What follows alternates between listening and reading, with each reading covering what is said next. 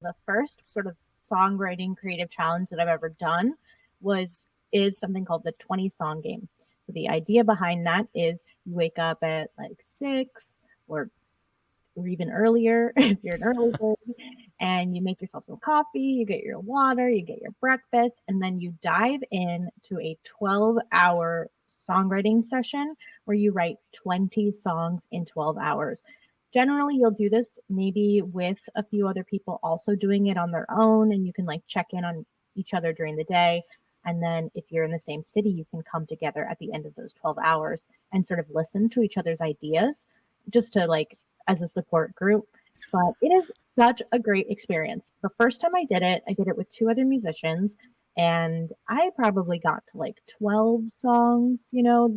A lot of the point of these sorts of challenges is to push yourself to get there, but also be okay with what the end result is. So 12 songs, and I would say one of them ended up becoming like a pretty standard single. It was a single, but it also became like a big standard in my repertoire. So I find these challenges to be so incredible because it's sort of like mining for gold.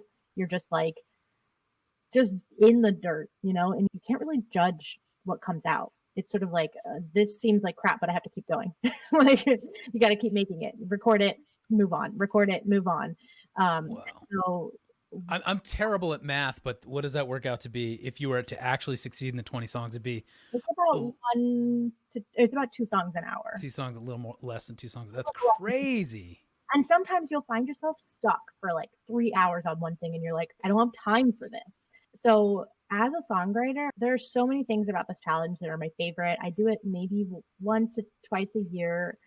And actually I'm due for one soon. So maybe you and I can do it soon. So I think what you were saying is basically the biggest lesson you learned from this particular challenge is to not judge your work as it's coming out and Yeah.